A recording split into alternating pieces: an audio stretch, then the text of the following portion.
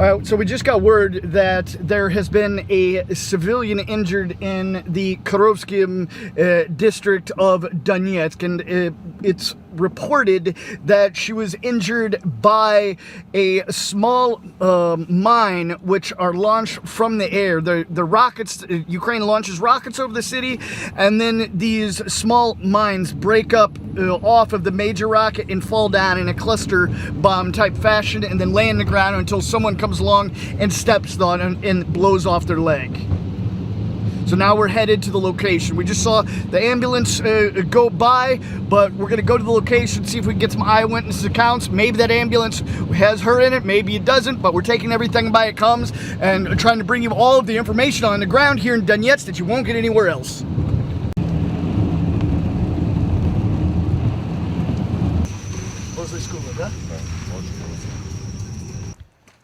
So we just talked to a couple of guys who are sitting next to the shop here, and in fact, we have the right information. There was a woman who was purportedly walking her dog not long ago, and apparently walked on top of one of those small landmines that was fired by a Ukrainian rocket overhead that fell. So we're going to try to get a little closer to the general area. He said it happened just around this school here. This is a school. So we got to look where we're walking and do our best not to step on another one and find some more information for you. Talk to some of the locals here.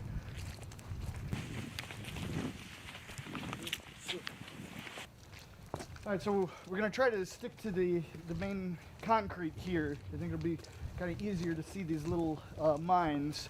But we're going to try to get a little closer and find some more information on this situation here. And so hopefully, we wish the best for her. Hope her and her dog are going to make it, but we'll find out as we go.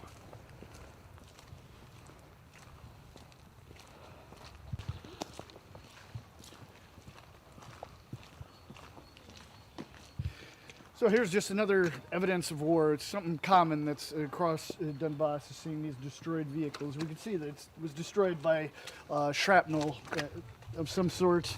Don't know exactly when or where it was, but it's just something you see on occasion here when you're looking for the results of shelling. You find a lot of older shelling and newer shelling. So here we see a mother and child walking right near where the mine went off today. We'll maybe ask them if they could help us find the exact location. So we haven't found the location yet, but we do see on the other side of the school here where the school was one of the many schools in Donetsk that has come under shelling from Ukrainian territory over these years. I don't know exactly when it happens, but when it happened, but in this area, Petrovka, almost every school has been hit by Ukrainian shelling at one time or another in the last 8 years. And we tried to show you the most we can, just give you an idea of what the situation is. And we're going to keep going.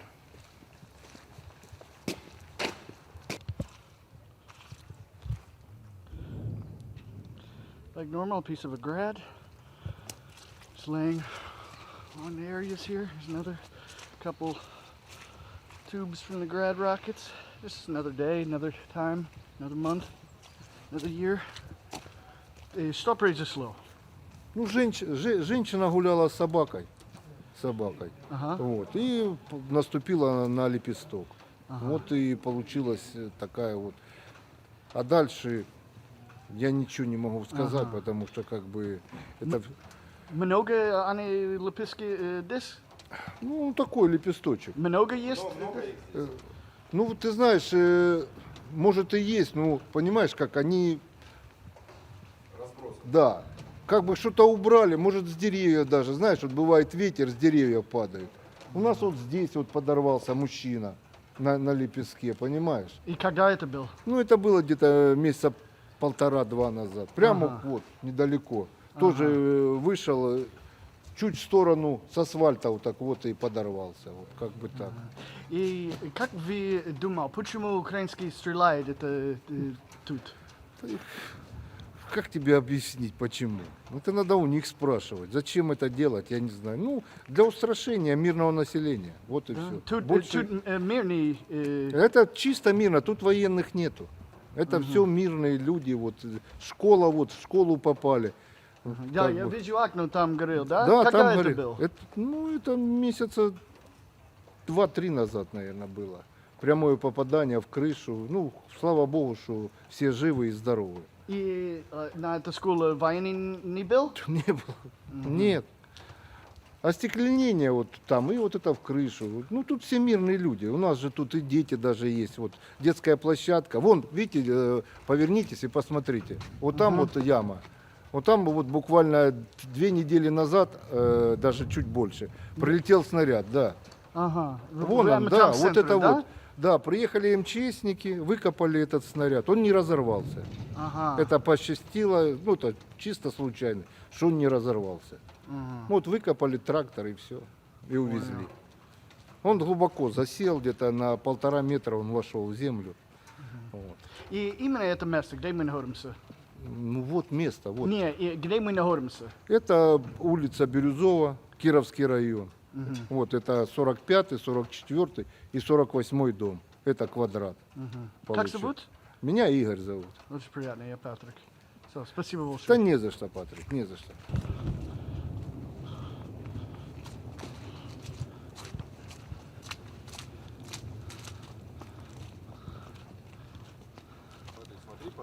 Да, да. Ага. And so we see what that man was just telling us about, how just not long ago there was a shell that came down here right in the middle of this square, the civilian square here, right next to the children's playground. So just imagine if there's children playing and that would have gone off. It's been horrible.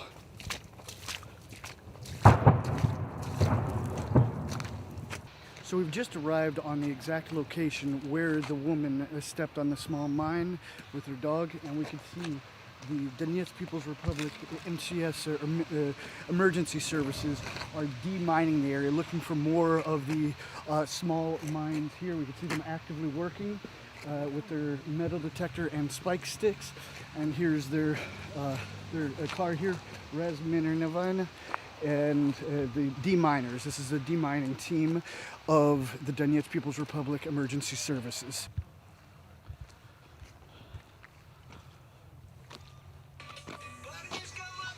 По вот этому, по прямой. Именно здесь, Мы уже здесь ходили, да.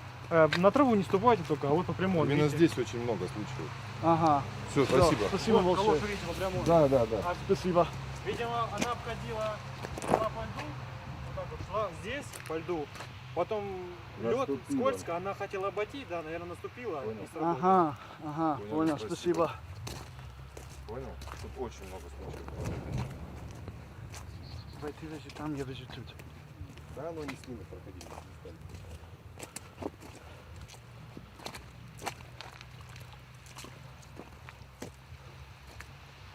Это, да? О. Ой, блин. О.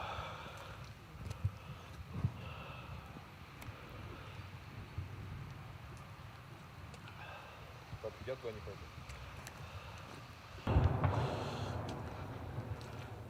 А, Вот, лепесток. Кусок. what? Бомба, сам патрон. So here is a piece of the shell that blew this woman's leg off. Here, it's a piece of the shell. Okay, and we hear now shelling is increasing, so we're gonna get out of here.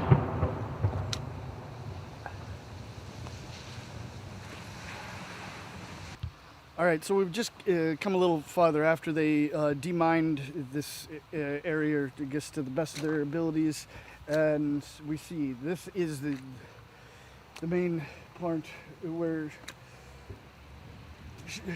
from what we're told, she was walking along this path with her dog and tried to step away from the ice here, because this morning it was a little more ice, now it's starting to melt more. But we can see the belt here where apparently someone had used it as a tourniquet to try to save her life. And we can see the shoe, or what's left of the shoe that was completely blown up. That's what it does to a person's leg. So the mine was laying here next to this apartment building, because this is what happens. The Ukrainians, they fire the rockets over the city in these areas, and the rockets just fall down. As we've been told, they can even stay in the trees for a while, then later fall down. And as you see, there's no military here. This is civilian area where these small mines were dropped on by Ukrainian forces.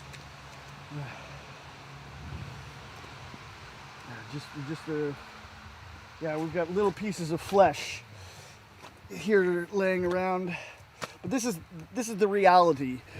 This is the reality of what's happening and has been happening here on the ground in Donetsk for the last almost 9 years now. This isn't just a 1-year war. This is a 9-year war. So we're gonna end here in Donetsk, and as you can see here, the war is going. We see here some shelling in the distance and some closer, but this is the fact here on the ground. Now we're gonna end this report here in Donetsk, and we're gonna go over to another interview I made with a Russian person that is on the FBI most wanted list in the United States, and he had some interesting things to say about the actions of his case and his trial. And as always, we show you the facts that we see and the facts that people tell us of what they've seen. And we want to bring you every bit of information, whether it's about here on the ground and what's happening in Donetsk, or about other things that have happened in Russia or in the United States. So please like this video, watch till the end, share this video across all social media, and remember, we're totally independent crowdfunded journalists. You can support our work with the link on the screen or in the description, and we're going to keep charging on, showing you the facts here on the ground in Donetsk and across Donbass, and soon we're going to be going north to some of the more hot areas to show you what's really happening, because we want to show you what the Western mainstream media won't show you, what they will ignore. So please like, share, and subscribe, and support our work. My name is Nikolai Krechet, and I want to talk about my experience with FBI, with American justice. I went to court. It took 3 weeks. I was convicted, and then I escaped to Russia before the sentence. So I'm going to speak about that. And what happened exactly? How did it all start? Initially I came to United States in 1991. I was a software programmer engineer, and then I went back to Russia. I had a fair, middle-sized business, I would say. There's more than 1,000 workers, and my company was a major, probably #1 distributor of HP, Canon, Xerox, Sony, Olympus, a lot of major companies for a number of years. Also, we were largest in Europe manufacturer of CDR and DVD discs. And the whole thing ended in 2008 crisis. I was overexposed to credits from the banks, and when the whole thing started, they basically cut the financing. The crisis. So that was the end of this business. Then I went to Ukraine. I lived there in Kyiv for 3 years. I had a small company there, but I was not doing very well. And then went back to US in 2011 and started business in iPhones, iPads, PlayStations. Initially I was buying them and sending them to Russia and Ukraine. And after that I just started reselling within the United States, making small profit. It was going on for 4 years. And then I was arrested in the middle of street by six armed FBI agents.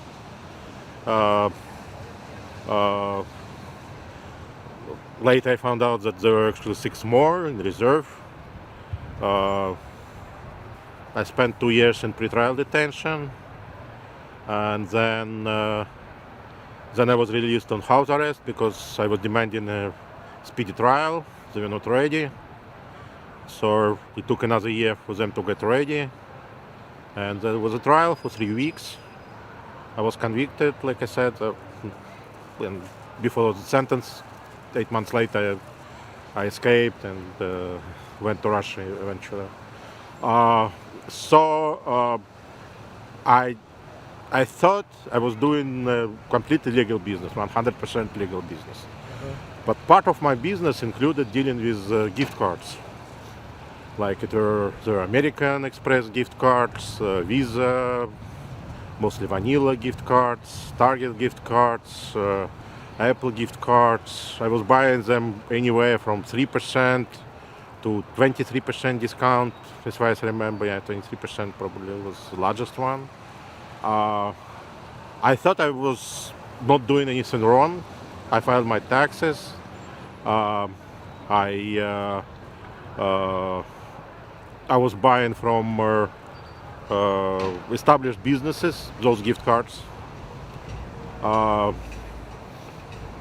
And I was going to, like, every day to Target, to Walmart, to, you name it, Apple Store, like every day, using those gift cards for years, buying stuff, then reselling them, like at 2-3% margin, and like almost like every day. Like I was coming mostly to tax-free states like Delaware, and then delivered mostly to New Jersey customer, some other customers as well. I had a team. There were 2 more Ukrainian guys working for me, students, and then when I was arrested, I was told that actually all those gift cards were probably bought by, I mean, not probably, that what said that they were bought by stolen credit cards. And I was accused initially of wire fraud, and then the indictment was changed to receiving stolen property.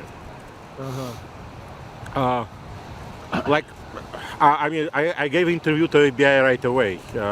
As soon as I was arrested, I agreed to speak with them for hours. I was trying to explain that I was doing nothing wrong. I referred to all number of websites, cash for cards, cards for cash, gift card sale, granny, whatever, I don't remember. There are a number of them. They still exist. They still do the same thing. And then the guy and some other smaller guys they were selling to the same websites. I mean, the same websites, they were buying from them and they were selling on those websites. So, I mean, I just couldn't understand, okay, the whole thing is going on. I mean, millions of dollars every day, and all of a sudden it is illegal. So, well, if it is illegal, why you don't stop the whole thing? That's what I told them. They didn't listen. And I found out that actually the guy I was buying gift cards from was actually FBI snitch. He was running the storefront, selling those gift cards to everybody, which were allegedly stolen. Was he? So he was an FBI informant. FBI informant, yeah. Edward, Eddie, whatever. He's actually from Odessa initially. He came to US, he was like 5 years old. So and he had a storefront. He was selling those gift cards, and he was informant. So some crazy things. Like, and I know, I bought from him like maybe $2-3 million worth of those gift cards, and the whole thing to other guys overall, I think he sold like 20 million, 30 million of the gift cards. So an FBI informant Yeah. sold you stolen gift Right. cards. Allegedly stolen. That was they told And then me. the FBI arrested you And then the FBI for arrested me. that. Right, right. It sounds a little Yeah. shady. Yeah, I didn't understand that to begin with. Okay, I mean, if somebody's stealing something, so you let some guy steal tens of $millions in order just to arrest me. Well, I mean, I didn't understand that. When I spent 2 years in jail, I communicated with many people there, and then I understood that that's how they work. I mean, that's how they get people. And then obviously those informants lied. The funny thing was that they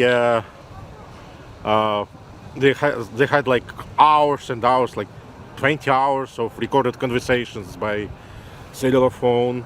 My conversations with him in his apartment, in his store, in his car, and never ever there were any mention. Oh, you know, I mean, those cars are shady. Get rid of them. I mean, anything, nothing illegal in there.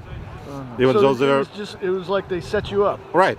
I mean, nothing illegal there. But on trial, this guy testified that before that, he told me that all those cars were stolen, but it was not recorded. So the funny thing, they had so many recordings, never that, and just testifying of the informant that he told me before that they were stolen. So And that did, makes did sense. he get charged with anything? He was, and he got like he eventually he got like one year probation, something like that. And why do you think the FBI went at you? Well, I didn't realize that. Like I said, I had some credits from the Russian banks, and there is some website banks.ru or banky.ru, and some guy published an article that I had Sberbank had exposure. Just Sberbank had exposure of $500 million to me. That was complete lie. I mean, the exposure were just few $1 million, and they actually got a lot of equipment, and I mean they had a lot of collateral. So nothing even approaching. So probably that's why they were interested, because there were so many guys who were buying from that guy. Eddie Rain was his last name.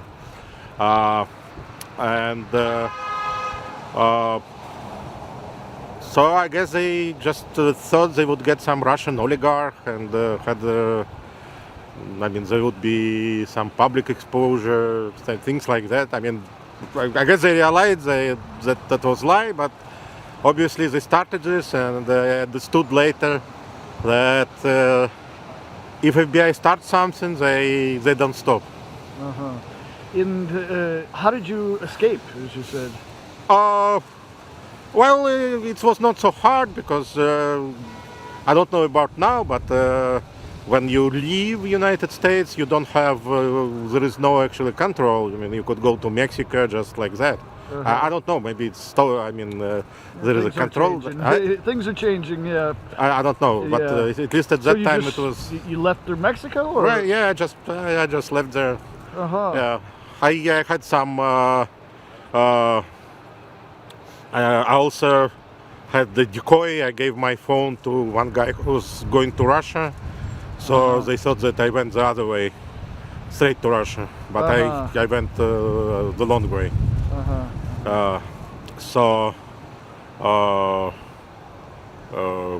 Yeah, so it was not very hard.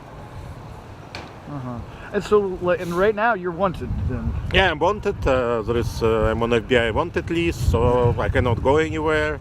Probably to Cuba, Iran, maybe Venezuela. Like the FBI most wanted list you're right. on, yeah? And the reason why I escaped also, I was looking for like 20 years on sentencing report. So, I mean, when I lost the trial, I thought, I testified on trial, by the way, on my trial. And my attorney, who's pretty good, Thomas Ambrosio, I think he was good, even though he was provided by by a government. He actually thought that we were winning this trial, but the jury came like in 30 minutes, and that's it. After that, I found out that jury was exposed to some additional reports illegally, saying that stolen products were just like tip of the iceberg. There was like some mafia guy. I mean, they just found had this to charge me with, but I was like some kind of criminal. So that's why probably they decided like that. And you, again, you believe were doing nothing wrong. It was all Completely legitimate. Yeah, completely. I mean, how could I really thought I was doing something wrong when I was going to this stores like day after day for years with allegedly stolen gift cards, many years, like 2 years, 3 years, and like. I mean, if I was doing something wrong, I mean, and managers of the stores even called me. Oh, Nikolai, come to buy. You know, we have like 500 iPads for you. Come with those gift cards. So, and the clerks were happy. You know, they paid some bonuses to sell to me. So. And so you believe that just the FBI intentionally went after you to set you up on bogus charges? Right, because of that articles I read that I'm kind of oligarch, with like maybe $1 billion or more. So probably they were after those money, maybe were trying to arrest money which they thought I had. And when they realized it was too late, and they just proceeded. Also, when it comes to my escape, also, I had some help, like some from my Russian attorney, Alexei Kondratiev. He gave me some advices because he had some experience with Latin America countries before. But it was not very hard ordeal. So the whole thing did make sense to me. I mean, the storefront, official storefront, selling those stolen cards. Official big stores selling me happily all kind of merchandise for those cards. And my way of life was not lavish at all. I mean, I lived in a one-bedroom apartment with my wife and my kid, who was just 3 months old when I was arrested, my son. So I mean, I didn't look like. I was making pretty good money, but it went. We went to IVF and things like that. So that's why we couldn't afford much more than. We had like 3 IVF with my wife to have 3 IVF. IVF procedure to have a child. Understand. So that's where money went. I was making about $10,000 a month. Pretty good money, but but because of that, we had just one-bedroom apartment. And what do you think is going to be next for you? Do you ever plan on trying to go back and fighting? Well, I call my lawyer Thomas Ambrosi from time to time, asking him, maybe there is a way to fight it, but all he's saying, the only thing to fight is for you to go back to get a sentence and then go for appeal. He thinks there are grounds for appeal, but I have 3 kids total. And it will be very hard for them if I go in jail for 20 years. Not just for me, because I have to support them. So I'm not ready for that yet, at least. And you wrote a book. I wrote a book. It's called Cratchit Against FBI. There is a full transcript of my trial. What's the name again? Cratchit Against FBI. Okay. Actually, there are three agents created against FBI, against Secret Service, and against USPS police. Three agencies actually charged me, worked against me. Wow. So And it's on Amazon, yeah? it's on Amazon, right? And on Barnes and Noble. Okay. And so they are also trying to explain basically the same things I'm saying here. I have a frustration about how American justice system works. I think they many times they charge wrong people, and also, by the way, after the whole thing, after when I was on house arrest, then they let me go. Out of my house for like 8 hours, then more. I was studying this, how the credit card business, stolen credit card business works, and then I saw people like openly thieves, just using those cards, trying to buy cards, using clearly stolen cards in shops. And they don't go after them, because I was trying to be careful, looking out what's going on. And there was, for example, I saw things like person in Apple store taking out credit cards. Oh, it doesn't work. This doesn't work. This doesn't work. 10 cards, 15 cards. Oh, this works. Okay, all right. Let's continue. Interesting. Well, is there anything else you'd like to add? Well, I can speak. Well, I had experience for 2 years in jail. Actually, I had much better opinion about American justice before that. But in jail, I also met many people. I mean, most of them were probably guilty, but they were getting like crazy sentences. I saw some guys who, they like dealt maybe, some drugs, not large scale, and they did what they call conspiracy in them. And guys like 18 years old, 19 years old, they got life. It was crazy. They're just kids, and you're coming from sentences. I said, what? Life? It's extremely cruel, and I think it's also cost American taxpayers a lot of money. Just to keep people for years and for life in those places. I don't understand that. I don't understand how America became the largest prison in the world. There are more people. I think everybody knows about that. There are many more people incarcerated in America than in China even. Russia has also problem, but America's problem is even worse. So. All right. Well, thank you, and wish the best for you. Hope everything works out. Well, I hope so, because Yeah.